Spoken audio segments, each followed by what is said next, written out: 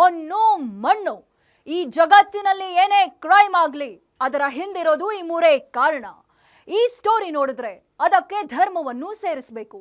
ಅಪರಾಧ ಮಾಡುವಾಗ ಪಾಪಿಗಳ ಮನಸ್ಸಲ್ಲಿ ದುರಾಸೆ, ಮೋಹ, ಆಕ್ರೋಶ, ಕಾಮ ಹೀಗೆ ಏನಿರುತ್ತೋ ಏನೋ ಆಗಬಾರದ್ದು ಆಗಿ ಸಿಕ್ಕಿಬಿದ್ದ ಮೇಲೆ ಪ್ರತಿಯೊಬ್ಬ ಅಪರಾಧಿಗೂ ಅನ್ನಿಸೋದು ಮನಸ್ಸಿನಲ್ಲಿ ಕಾಡೋ ಮೊದಲ ಮತ್ತು ಕೊನೆಯ ಪ್ರಶ್ನೆ ಒಂದೇ, ಇದೆಲ್ಲ ಬೇಕಿತ್ತ? ಇದೇ ಹೊತ್ತಿನ ಸ್ಪೆಷಲ್ ನಾನು ಕೀರ್ತಿಶ್ರೀ.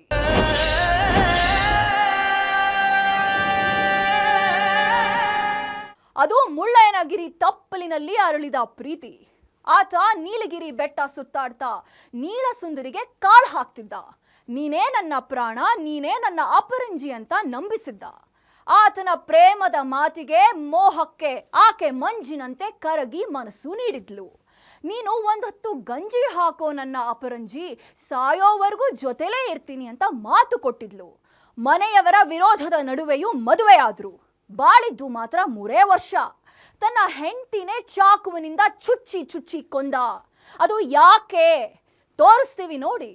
ಇದು ನನ್ನ ನಿನ್ನ ಪ್ರೇಮ ಗೀತೆ ಚಿನ್ನ, ಇದು ಎಷ್ಟು ಸಾರಿ ಹಾಡಿದರು ಚೆನ್ನ, ಇದು ನಿಲ್ಲಲಾರದೆಂದು ಕೊನೆಯಾಗಲಾರದೆಂದು ಈ ಪ್ರೇಮ ಲೋಕದ ಗೀತೆಯು.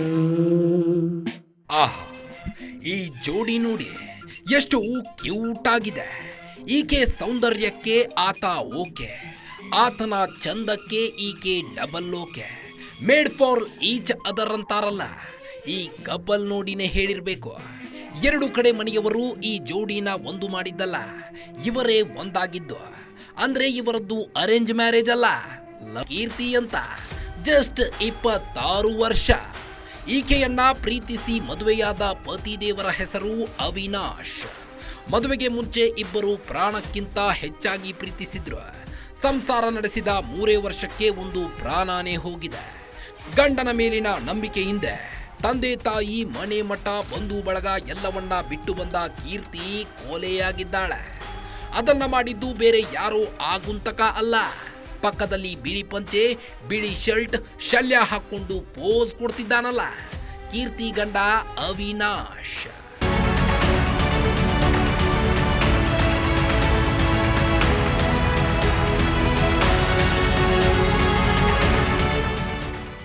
ಅಷ್ಟಕ್ಕೂ ತಾಳಿ ಕಟ್ಟಿದ ಗಂಡನೇ ಹೆಂಡತಿಗೆ ಚಟ ಕಟ್ಟಿದ್ಯಾಕೆ?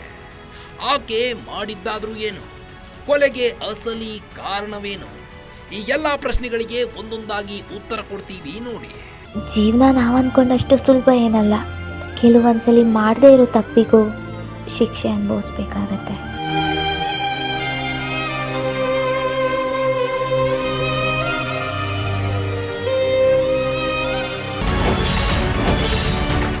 ಪ್ರೀತಿಸಿ ಮದುವೆಯಾದ್ರು, 3 ವರ್ಷ ಬಾಳಿದ್ರು.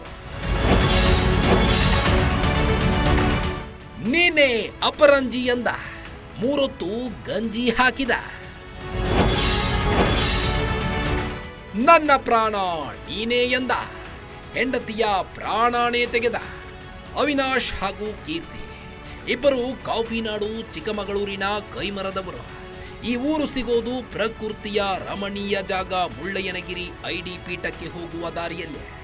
ಚಿಕ್ಕಮಗಳೂರಿನ ಸ್ವರ್ಗ ಮುಳ್ಳಯ್ಯನಗಿರಿ ಎಷ್ಟು ಎತ್ತರದಲ್ಲಿದೆಯೋ, ಎಷ್ಟು ಸುಂದರವಾಗಿದೆಯೋ, ಇವರಿಬ್ಬರ ಪ್ರೀತಿನೂ ಅಷ್ಟೇ ಬ್ಯೂಟಿಫುಲ್ ಆಗಿತ್ತು, ಅಷ್ಟೇ ಎತ್ತರದಲ್ಲಿತ್ತು. ಒಂದೇ ಊರಿನವರು, ಕೂಗಳತೆ ದೂರದಲ್ಲೇ ಇಬ್ಬರ ಮನೆಯಿತ್ತು. ನೋಡ್ತಾ ನೋಡ್ತಾನೆ ಇಬ್ಬರ ಎದೆಯಲ್ಲಿ ಪ್ರೀತಿಯ ಹೂವು ಅರಳಿತ್ತು. ಅವಿನಾಶ್ ಕೀರ್ತಿ ಸೇರಿ ನೀರೆರೆದು ಕಾಪಾಡಿದ್ರು.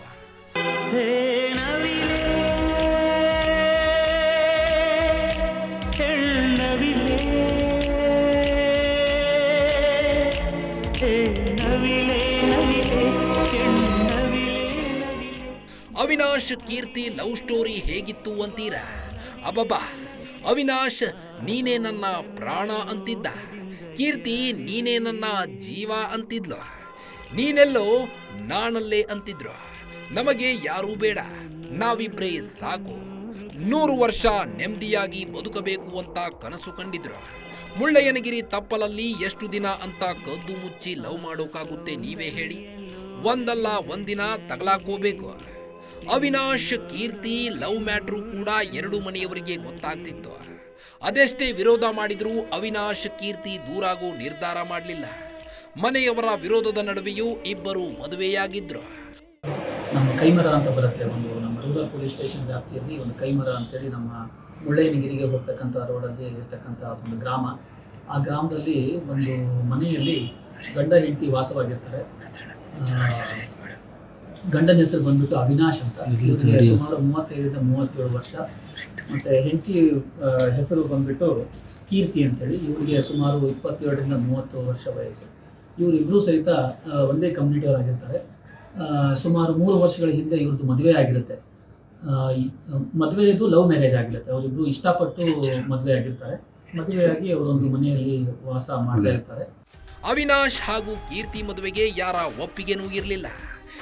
ಇಬ್ಬರ ಮನೆ ಕಡೆಯಿಂದಲೂ ಕಡು ವಿರೋಧವಿತ್ತು. ಕೀರ್ತಿಗೆ ಅವಿನಾಶ್ ಮೇಲಿದ್ದ ಅತಿಯಾದ ನಂಬಿಕೆ ಮದುವೆಯಾಗುವಂತೆ ಮಾಡಿತ್ತು.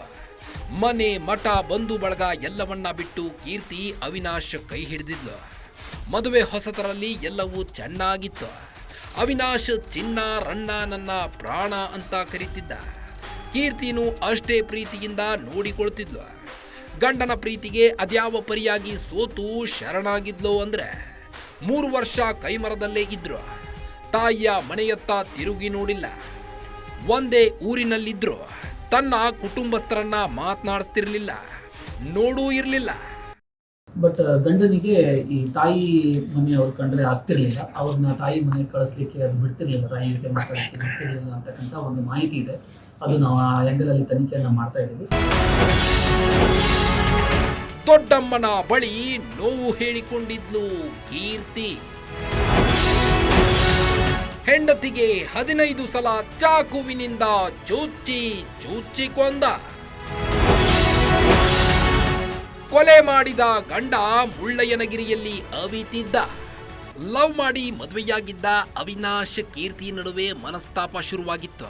ಸಣ್ಣ ಪುಟ್ಟ ವಿಚಾರಕ್ಕೆ ದೊಡ್ಡದಾಗಿ ಜಗಳ ನಡೀತಿತ್ತು. 3 ವರ್ಷದ ಬಳಿಕ ಕೀರ್ತಿ ತವರು ಮನೆಯ ಸಂಘ ಬೆಳೆಸಿದ್ಲು. ಇದು ಅವಿನಾಶ್ಗೆ ಪಿತ್ತ ನೆತ್ತಿಗೇರುವಂತೆ ಮಾಡಿತ್ತು. ಅದೊಂದು ದಿನ ಕೀರ್ತಿ ದೊಡ್ಡಮ್ಮನ ಮನೆಯಲ್ಲಿ ನಡೀತಿದ್ದ ಮದುವೆ ಸಮಾರಂಭಕ್ಕೆ ಬಂದಿದ್ಲು. ದೊಡ್ಡಮ್ಮ ಒಂಟಿಯಾಗಿ ಸಿಕ್ಕಿದ್ದಾಗ ತನ್ನ ನೋವಿನ ಕತೆ ಹೇಳಿಕೊಂಡಿದ್ಲು. ತನ್ನ ಗಂಡ ಅವಿನಾಶ್ ಮತ್ತೊಂದು ಮುಖ ಬಿಚ್ಚಿಟ್ಟಿದ್ಲು. ಈ ವಾರ ಸುಮ್ನಿರವ್ವ, ಬಂದು ಮಾತನಾಡ್ತೀನಿ ಅಂತ ಹೇಳಿ ಕಳಿಸಿದ್ರು. 1 ವಾರ ಬಿಟ್ಕೊಂಡು ತವರು ಮನೆಯವರು ಕೀರ್ತಿ ಮನೆಗೆ ಹೊರಟಿರುವಾಗ ಬಂದಿದ್ದೇ ಸಾವಿನ ಕಡ್ದಿಲ್ಲ ಸರ್ ಅವ್ರನ್ನ. ಇವತ್ತು 8 ದಿನ ಆಗಿ ಸರ್ ಅವ್ನ ಕತ್ತಿ ತಗೊಂಡು ಕಡಿಯಕ್ ಬಂದಿದ್ದಾನೆ. ಏನ್ ಮಾಡಿ ಸರ್, 10 ಜಾಗದಲ್ಲಿ ಚುಚ್ಚಿದ್ದಾನೆ ಸರ್. ನಾನ್ ನೋಡಿದ್ದೀನಿ 10 ಜಾಗ, 1 ಜಾಗ 2 ಜಾಗ ಅಲ್ಲ ಸರ್, 10 ಜಾಗದಲ್ಲಿ ಚುಚ್ಚಿದ್ದಾನೆ ಸರ್. ಅಂದು ಗಂಡ ಹೆಂಡತಿ ನಡುವೆ ಯಾವುದೋ ವಿಚಾರಕ್ಕೆ ಜಗಳ ಶುರುವಾಗಿದೆ. ಮಾತಿಗೆ ಮಾತು ಬೆಳೆದು ದೊಡ್ಡದಾಗಿದೆ. ಸಿಕ್ಕಾಪಟ್ಟೆ ಆಕ್ರೋಶದಲ್ಲಿದ್ದ ಅವಿನಾಶ್ ತನ್ನ ಹೆಂಡತಿ ಅಂತಾನು ನೋಡದೆ, ತನ್ನ ಮಗು ಅನಾಥವಾಗುತ್ತೆ ಅಂತಾನು ಯೋಚಿಸದೆ ಚಾಕುವಿನಿಂದ ಇರಿದಿದ್ದಾನೆ. ಅದು ಒಂದಲ್ಲ ಎರಡಲ್ಲ, ಸುಮಾರು 10ರಿಂದ 15 ಬಾರಿ ಮನ ಬಂದಂತೆ ಚೂಚಿ ಕೊಂದಿದ್ದಾನೆ. ಕೀರ್ತಿ ರಕ್ತದ ಮಡುವಿನಲ್ಲೇ ಹೊರಗೆ ಓಡಿ ಬಂದಿದ್ದಾಳೆ. ರಕ್ತ ಚಿಮ್ಮುತ್ತಿದ್ರೂ ನಡು ರಸ್ತೆಯಲ್ಲಿ ನಿಂತು ಕೂಗಿಕೊಂಡಿದ್ದಾಳೆ. ಅಷ್ಟರಲ್ಲಿ ಅಕ್ಕಪಕ್ಕದ ನಿವಾಸಿಗಳು ಕೀರ್ತಿ ತವರು ಮನೆಯವರು ಬಂದು ಆಸ್ಪತ್ರೆಗೆ ಕರ್ಕೊಂಡು ಪ್ರಯತ್ನ ಮಾಡಿದ್ದಾರೆ. ಆದರೆ ಆಸ್ಪತ್ರೆ ಸೇರುವ ಮುನ್ನವೇ ಕೀರ್ತಿ ಸಾವನ್ನಪ್ಪಿದ್ದಾಳೆ. ಗಂಡ ಹೆಂಡತಿ ಮಧ್ಯದಲ್ಲಿ ಬಾಯಿ ಮಾತಾಡುತ್ತೆ, ಗಲಾಟೆ ಆಗುತ್ತೆ. ಆ ಟೈಮಲ್ಲಿ ಮನೆಯಲ್ಲಿ ಫ್ರೂಟ್ಸ್ ಕಟ್ ಮಾಡ್ತಕ್ಕಂಥ ಒಂದು ನೈಫ್ ಅನ್ನ ತಗೊಂಡ್ಬಿಟ್ಟು ಇವರು ಗಂಡ ಅವಿನಾಶ್ ಏನಿದ್ದಾನೆ, ಕೀರ್ತಿ ಅಂತಕ್ಕಂಥ ಅವ್ರ ಹೆಂಡತಿಯವರಿಗೆ ಸ್ಟ್ಯಾಬ್ ಮಾಡಿದ್ದಾರೆ. ಮಲ್ಟಿಪಲ್ ಸ್ಟ್ಯಾಬ್ ಇಂಜುರೀಸ್ ಇದೆ. ಅದು ನಾವು ಮರಣೋತ್ತರ ಪರೀಕ್ಷೆಯಲ್ಲಿ ನಮಗೆ ಕಂಡು ಬಂದಿದೆ. ಮಲ್ಟಿಪಲ್ ಸ್ಟ್ಯಾಬ್ ಇಂಜುರಿ ಇದೆ. ಮನೆಯಲ್ಲಿ ನಾವು ವಿಸಿಟ್ ಮಾಡಿದ್ವಿ. ಸ್ಪಾಟ್ ಅಲ್ಲಿ ಸುಮಾರು ಅಲ್ಲಿ ರಕ್ತ ಮತ್ತೆ ಹೊರಗಡೆನೂ ಅವರು ಬರ್ತಾರೆ ಕಿರ್ಚ್ಕೊಂಡು. ಸೊ ಅವಾಗ ಅವ್ರಿಗೆ ಆಟೋದಲ್ಲಿ ಹಾಕೊಂಡ್ಬಿಟ್ಟು ಬರ್ಬೇಕಾದ್ರೆ ಮಧ್ಯದಲ್ಲಿ ಡೆತ್ ಆಗಿರುತ್ತೆ. ಸೊ ಅಲ್ಲಿನೂ ಸುಮಾರು ರಕ್ತ ಎಲ್ಲ ಅಲ್ಲಿ ಅವ್ರದ್ದು ಶಾವ ಆಗಿದೆ. ಅದು ಆಗ್ಬಿಟ್ಟು ಶಾಕ್ ಅಲ್ಲಿ ಅವ್ರದ್ದು ಡೆತ್ ಆಗಿದೆ. ಪತ್ನಿ ಕೀರ್ತಿ ತವರು ಮನೆಗೆ ಹೋಗ್ತಾ ಇದ್ದಿದ್ದು ಅವಿನಾಶ್ಗೆ ಒಂಚೂರು ಇಷ್ಟ ಇರಲಿಲ್ಲ. 1 ದಿನಾನೂ ಹೋಗೋಕೆ ಬಿಡ್ತಿರ್ಲಿಲ್ಲ. ಇದೇ ಕಾರಣಕ್ಕೆ ಅವತ್ತು ಜಗಳ ಶುರುವಾಗಿದೆ. ಕೋಪದಲ್ಲಿ 15 ಬಾರಿ ಚಾಕುವಿನಿಂದ ಇರಿದಿದ್ದಾನೆ. ನಂತರ ಏನ್ ಮಾಡಬೇಕು ಅಂತ ಗೊತ್ತಾಗದೆ ಚಾಕು ಸಮೇತ ಮುಳ್ಳಯ್ಯನಗಿರಿ ಕಾಡಿನೊಳಗೆ ನುಗ್ಗಿ ನಾಪತ್ತೆಯಾಗಿದ್ದ. ಈತನ ಪತ್ತೆಗಾಗಿ ಚಿಕ್ಕಮಗಳೂರು SP ವಿಕ್ರಮ್ ಆಮ್ಟೆ ಗ್ರಾಮಾಂತರ ಪೊಲೀಸ್ ಇನ್ಸ್ಪೆಕ್ಟರ್ ಸಚಿನ್ ಹಾಗೂ ಸಬ್ ಇನ್ಸ್ಪೆಕ್ಟರ್ ರಾಜೇಶ್ ನೇತೃತ್ವದಲ್ಲಿ ತಂಡ ರಚಿಸಿದ್ರು. ಆರೋಪಿ ಅವಿನಾಶ್ ಪತ್ತೆಗೆ ತನಿಖೆ ಶುರು ಮಾಡಿದ್ರು. ಅದನ್ನ ಕೃತ್ಯವನ್ನು ಎಸಗಿಬಿಟ್ಟು ತನ್ನ ಮೊಬೈಲ್ ಅನ್ನ ಅಲ್ಲೇ ಬಿಟ್ಟು ಕೈಯಲ್ಲಿ ಚಾಕು ಹಿಡ್ಕೊಂಡ್ಬಿಟ್ಟು ಆ ಕೈ ಮರದ ಹಿಂದೆ ಇರ್ತಕ್ಕಂಥ ಒಂದು ಅರಣ್ಯ ಪ್ರದೇಶದಲ್ಲಿ ಹೋಗಿ ಅಡಗಿ ಕೂತಿರ್ತಾರೆ. ಸೊ ಇದು ಸೀರಿಯಸ್ನೆಸ್ ಅರ್ಥ ಮಾಡ್ಕೊಂಡ್ಬಿಟ್ಟು ಇಮಿಡಿಯೇಟ್ ಆಗಿ ನಾವು 3 ಸಪರೇಟ್ ತಂಡಗಳನ್ನ ರಚನೆ ಮಾಡ್ತೀವಿ, ಬೇರೆ ಬೇರೆ ಸಬ್ ಇನ್ಸ್ಪೆಕ್ಟರ್ಗಳ ನೇತೃತ್ವದಲ್ಲಿ. ಅದರಲ್ಲಿ ರಾಜೇಶ್ ಅಂತಕ್ಕಂಥ ಸಬ್ ಇನ್ಸ್ಪೆಕ್ಟರ್ ಟೀಮ್ ರಾತ್ರಿ ಸ್ವಲ್ಪ ನಮ್ಮದು ಫಾರೆಸ್ಟ್ ಅಲ್ಲಿ ಬಹಳ ವಿವರವಾಗಿ ಅದನ್ನ ಸರ್ಚ್ ಮಾಡ್ತಾರೆ. ಅವಾಗ ಒಂದ್ ಕಡೆ ಈ ಆರೋಪಿನ ಐಡೆಂಟಿಫೈ ಮಾಡಿ ಸೆಕ್ಯೂರ್ ಮಾಡ್ತಾರೆ. ಸೊ ಅಲ್ಲಿ ಇನ್ನೊಂದು ವಿಚಾರ ಅಂದ್ರೆ ಆರೋಪಿ ಸ್ವಲ್ಪ ಮನಸ್ಸಿಗೆ ಬೇಜಾರಾಗ್ಬಿಟ್ಟು ಅವ್ರು ಹೇಳ್ತಾ ಇರೋದು ಪ್ರಾಥಮಿಕ ತನಿಖೆಯಲ್ಲಿ ಕಂಡು ಬಂದಿರೋದು, ಅವನು he try to commit suicide, ಅದು ಒಂದು ಇರುತ್ತೆ. ಅಷ್ಟರಲ್ಲೇ ನಮ್ಮವರು ಹೋಗಿ ಅವ್ರನ್ನ ಸೆಕ್ಯೂರ್ ಮಾಡಿಬಿಟ್ಟು ಈಗ ಅದನ್ನ ಲೀಗಲೈಸ್ ಮಾಡಿದ್ದಾರೆ, ಲೀಗಲ್ ಪ್ರೊಸೀಜರ್ ಇದೆ, ಅದನ್ನೆಲ್ಲ ಕೈಗೊಂಡಿದ್ದಾರೆ. ಈಗ ತನಿಖೆ ನಡೀತಾ ಇದೆ. ಕೃತ್ಯಕ್ಕೆ ಬಳಸಿರ್ತಕ್ಕಂಥ ವೆಪನ್ನು ಮತ್ತೆ ಅವರು ಈ ಎಲ್ಲ ಆಂಗಲ್ಗಳಲ್ಲಿ ನಾವು ತನಿಖೆಯನ್ನ ಕೈಗೊಂಡು. ಹೆಂಡತಿನೇ ಕೊಂದ ಅವಿನಾಶ್ ಮುಳ್ಳಯ್ಯನಗಿರಿ ಅರಣ್ಯ ಪ್ರದೇಶದಲ್ಲಿ ಅವಿತಿದ್ದ. ಸುಮಾರು 7-8 ಗಂಟೆ ನಿಗೂಢ ಪ್ರದೇಶದಲ್ಲಿ ಬಚ್ಚಿಟ್ಟುಕೊಂಡಿದ್ದ. ಕೊಲೆ ಮಾಡಿದ ಪಾಪಕ್ಕೆ ತಾನು ಆತ್ಮಹತ್ಯೆ ಮಾಡಿಕೊಳ್ಳುವ ಯೋಚನೆ ಮಾಡಿದ್ದ. ಅಷ್ಟರಲ್ಲಿ ಪೊಲೀಸರು ಎಂಟ್ರಿ ಕೊಟ್ಟು ಆರೋಪಿ ಅವಿನಾಶ್ನನ್ನ ಹೆಡೆಮುರಿ.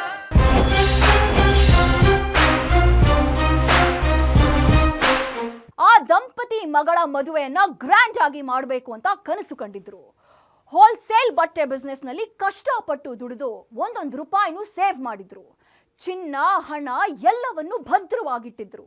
ಬೀದರ್ನಿಂದ ಕಾಟನ್ ಪೇಟೆಗೆ ಎಂಟ್ರಿ ಕೊಟ್ಟಿದ್ದ ಇಬ್ಬರು ಒಂಟಿ ಮಹಿಳೆಯ ಮನೆಗೆ ನುಗ್ಗಿದ್ರು. ರಕ್ತ ಹರಿಸದೆ ಕೊಲೆ ಮಾಡಿ ಎಸ್ಕೇಪ್ ಆಗಿದ್ರು. ಹಾಗಾದ್ರೆ ಬಲಿಯಾದ ಒಂಟಿ ಮಹಿಳೆ ಯಾರು? ಕೊಲೆ ಹಿಂದಿರೋ ರಹಸ್ಯವೇನು? ಇಲ್ಲಿದೆ ನೋಡಿ ಕಾಟನ್ ಪೇಟ್ ಕಿಲ್ಲರ್ ಸ್ಟೋರಿ.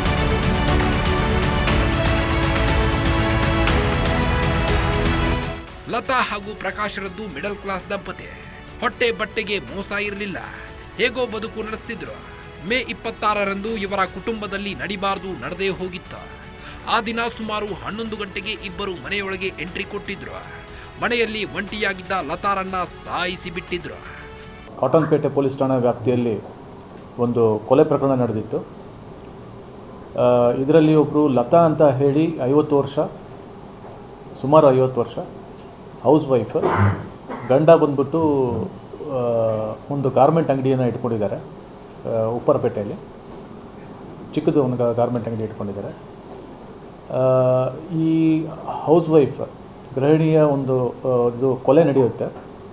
ಅವತ್ತು ಮಧ್ಯಾಹ್ನ ಎಂದಿನಂತೆ ಊಟಕ್ಕೆ ಅಂತ ಪ್ರಕಾಶ್ ಮನೆಗೆ ಬಂದಾಗ ಎದೆ ಬಡಿತ ನಿಂತು ಹೋಗಿತ್ತು. ಪತ್ನಿ ಲತಾ ಹೆಣವಾಗಿ ಬಿದ್ದಿದ್ಲು. ಕೂಡಲೇ ಪೊಲೀಸರಿಗೆ ಕಾಲ್ ಮಾಡಿ ವಿಚಾರ ತಿಳಿಸಿದ್ದಾರೆ. ತಕ್ಷಣವೇ ಸ್ಥಳಕ್ಕೆ ಆಗಮಿಸಿದ ಪೊಲೀಸರು ಪ್ರಾಥಮಿಕ ತನಿಖೆ ನಡೆಸಿ ಲತಾರನ್ನ ಉಸಿರುಗಟ್ಟಿಸಿ ಸಾಯಿಸಲಾಗಿದೆ ಅಂತ ಹೇಳಿದ್ದಾರೆ. ರೆಸ್ಪಾನ್ಸ್ ಸಿಕ್ಕಿಲ್ಲ. ಮನೆಗೆ ಬಂದೆ, ಬೆಳಗಿಂದ ಬೆಲ್ಲ ಮಾಡಿದಾಗ ಇದಾಗಿಲ್ಲ. ಮತ್ತು ತಿರ್ಗಾ ಮೇಲೆ ಹೋಗಿ ನೋಡಿದಾಗ ಪೊಸಿಷನ್ ಹೋಗಿದೆ, ಒಳಗಡೆ ಚಿಲ್ಕದಾಗಿ. ಬೀದರ್ನಿಂದ ಬಂದ್ರು, ಕೊಂದು ಎಸ್ಕೇಪ್ ಆದ್ರು. 100 ಗ್ರಾಂ ಚಿನ್ನ, 1.5 ಲಕ್ಷ ಹಣಕ್ಕೆ ನಡೀತಾ ಕೊಲೆ.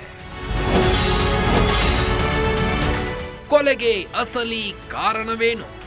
ಹತ್ಯೆ ಮಾಡಿದ್ಯಾರು? ಮಗಳು ಕೆಲಸಕ್ಕೆ, ಮಗ ಸ್ಕೂಲಿಗೆ, ಪತಿ ವ್ಯಾಪಾರಕ್ಕೆ ಹೋಗಿದ್ರು.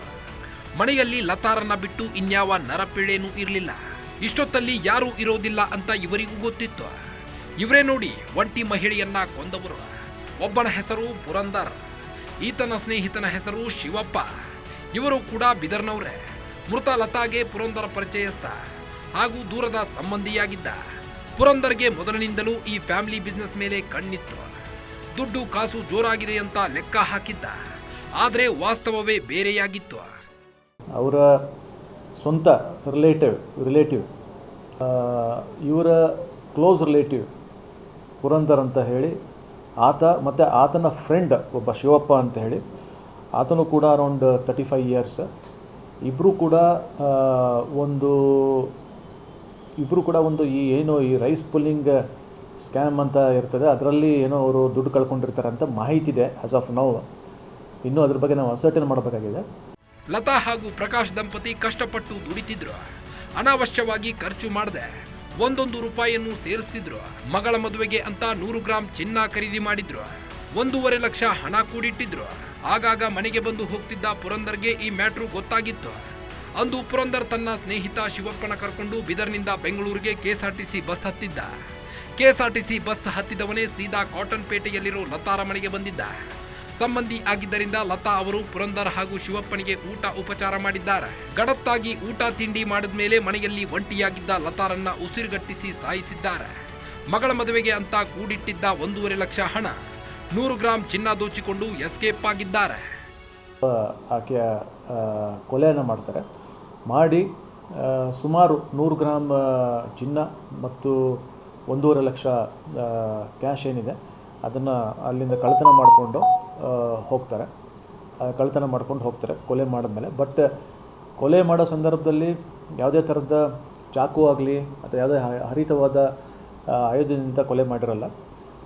ಆಕೆಗೆ ಸಫೋಕೇಟ್ ಮಾಡಿ ಸ್ಟ್ರ್ಯಾಂಗ್ಯುಲೇಟ್ ಮಾಡಿ ಆಕೆಯನ್ನು ಸಾಯಿಸಿರ್ತಾರೆ. ಸೊ ಈ ವಿಚಾರದಲ್ಲಿ ಇಬ್ಬರೂ ಕೂಡ ನಾವೀಗ ಅರೆಸ್ಟ್ ಮಾಡಿ ಲೀಗಲೈಸ್ ಮಾಡ್ಕೊಂಡಿದ್ದೀವಿ. ಈಗ ನಾವು ಅದನ್ನು ಏನು ಈ ಪ್ರಕರಣದಲ್ಲಿ ಅವರು ಕಳ್ಳತನ ಮಾಡಿರ್ತಕ್ಕಂಥ ವಸ್ತುಗಳನ್ನ ನಾವೀಗ ರಿಕವರಿ ಮಾಡಬೇಕಾಗಿದೆ. ಇಬ್ಬರು ಕೂಡ ಒಂದು ಪ್ರೈವೇಟ್ ಕೆಮಿಕಲ್ ಫಾರ್ಮಸ್ಯೂಟಿಕಲ್ ಕಂಪ್ನಿ ಇದೆ ಬೀದರಲ್ಲಿ. ಅಲ್ಲಿ ಇಬ್ಬರು ಕೂಡ ಎಲೆಕ್ಟ್ರಿಷಿಯನ್ ಆಗಿ ಕೆಲಸ ಮಾಡ್ತಾ ಇದ್ದಾರೆ ಇಬ್ಬರು ಕೂಡ. ಸೊ ಇಬ್ಬರು ಕೂಡ ನಮ್ಮ ವಶಕ್ಕೆ ಪಡ್ಕೊಂಡಿದ್ದೀವಿ. ಈಗ ನಾವು ತನಿಖೆಯನ್ನು ಮುಂದುವರಿಸ್ತಾರೆ. ಲತಾರ ಸಂಬಂಧಿ ಪುರಂದರ್ ಹಾಗೂ ಶಿವಪ್ಪ ರೈಸ್ ಪುಲ್ಲಿಂಗ್ ಗೇಮ್ ಆಡ್ತಿದ್ರು ಅನ್ನೋ ಅನುಮಾನ ಕೂಡ ಶುರುವಾಗಿದೆ. ರೈಸ್ ಪುಲ್ಲಿಂಗ್ ಗೇಮ್ ಅಂದ್ರೆ ದಿಢೀರಂತ ಶ್ರೀಮಂತರಾಗೂ ಆಸೆ ಹೊತ್ತವರ ಆಟ, ಪಕ್ಕಾ ಮೋಸದ ಆಟ. ಪಂಚಲೋಹದ ಒಂದು ವಸ್ತು ಇರುತ್ತೆ, ಅದಕ್ಕೆ ಸಿಡಿಲು ಬಡಿದಾಗ ಒಂದು ರೀತಿಯ ಶಕ್ತಿ ಸಂಚಾರವಾಗುತ್ತೆ. ಅಕ್ಕಿ ಕಾಳು ಪಕ್ಕದಲ್ಲಿ ಈ ವಸ್ತು ಇಡಲಾಗುತ್ತೆ. ಮ್ಯಾಗ್ನೆಟ್ಗೆ ಕಬ್ಬಿಣದ ಚೂರುಗಳು ಅಂಟಿಕೊಂಡಂತೆ ಈ ತಾಮ್ರದ ವಸ್ತುಗೆ ಅಕ್ಕಿ ಕಾಳು ಅಂಟಿಕೊಂಡ್ರೆ ಅದಕ್ಕೆ ವಿಶೇಷವಾದ ಬೆಲೆ ಇದೆ. ಇದಕ್ಕೆ ಬೆಟ್ಟಿಂಗ್ ಕಟ್ಟಿ ಆಡೋ ಮಂದಿ ಜಾಸ್ತಿ ಇದ್ದಾರೆ. ಆರೋಪಿಗಳಾದ ಪುರಂದರ್ ಹಾಗೂ ಶಿವಪ್ಪ ಕೂಡ ರೈಸ್ ಪುಲ್ಲಿಂಗ್ ಗೇಮ್ನಲ್ಲಿ ದುಡ್ಡು ಕಳೆದುಕೊಂಡ ಬಗ್ಗೆ ಪೊಲೀಸರಿಗೆ ಮಾಹಿತಿ ಸಿಕ್ಕಿದೆ. ಓಂ ನಮಃ ಶಿವಾಯ, ಓಂ ನಮಃ ಶಿವಾಯ, ಓಂ ನಮಃ ಶಿವಾಯ, ಓಂ ನಮಃ ಶಿವಾಯ, ಓಂ ನಮಃ ಶಿವಾಯ, ಓಂ ನಮಃ ಶಿವಾಯ. ಪುರಂದರ್ ಅಂತ ಹೇಳಿ ಆತ ಮತ್ತು ಆತನ ಫ್ರೆಂಡ್ ಒಬ್ಬ ಶಿವಪ್ಪ ಅಂತ ಹೇಳಿ, ಆತನು ಕೂಡ ಅರೌಂಡ್ 35 ಇಯರ್ಸ್. ಇಬ್ಬರು ಕೂಡ ಒಂದು ಈ ರೈಸ್ ಪುಲ್ಲಿಂಗ್ ಸ್ಕ್ಯಾಮ್ ಅಂತ ಇರ್ತದೆ, ಅದರಲ್ಲಿ ಅವರು ದುಡ್ಡು ಕಳ್ಕೊಂಡಿರ್ತಾರೆ ಅಂತ ಮಾಹಿತಿ ಇದೆ ಆಸ್ ಆಫ್ ನೌ. ಬೀದರ್ನಲ್ಲಿ ಎಲೆಕ್ಟ್ರಿಷಿಯನ್ ಆಗಿ ಕೆಲಸ ಮಾಡಿಕೊಂಡಿದ್ದ ಪುರಂದರ್ ಹಾಗೂ ಶಿವಪ್ಪ ದುಶ್ಚಟಕ್ಕೆ ಬಿದ್ದು ಹಣ ಕಳ್ಕೊಂಡ್ರು. ಪುರಂದರ್ ರೈಸ್ ಪುಲ್ಲಿಂಗ್ ಬೆಟ್ಟಿಂಗ್ನಲ್ಲಿ ಸಾಕಷ್ಟು ಹಣ ಕಳ್ಕೊಂಡು ಸಾಲಗಾರರಾಗಿದ್ರು. ಸಾಲ ತೀರಿಸೋಕೆ ಹಣಕ್ಕಾಗಿ ಹಪಾಹಪಿಸುತ್ತಿದ್ರು. ಪುರಂದರ್ ಕಣ್ಣಿಗೆ ಬಿದ್ದಿದ್ದೇ ಲತಾರ ಮನೆ. ಈಕೆಯನ್ನ ಕೊಂದು ಚಿನ್ನ ಹಣ ದೋಚಿಕೊಂಡು ಹೋಗಿದ್ರು. 2 ದಿನಕ್ಕೆ ಪೊಲೀಸರು ಬಂಧಿಸಿ ಕಂಬಿ ಹಿಂದೆ ತಳ್ಳಿದ್ದಾರೆ.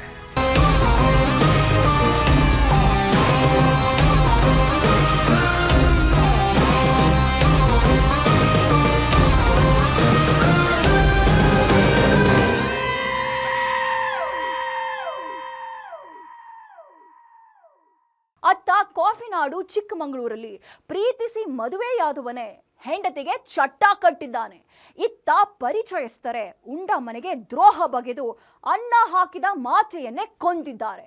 ಇವರೆಲ್ಲ ಖಾಕಿ ಬಲೆಗೆ ಬಿದ್ದಿದ್ದು ಇದೆಲ್ಲ ಬೇಕಿತ್ತ ಅಂತಿದ್ದಾರೆ. ಇದು ಗ್ಯಾರಂಟಿ ನ್ಯೂಸ್, ಸುದ್ದಿ ಖಚಿತ, ನ್ಯಾಯ ನಿಶ್ಚಿತ.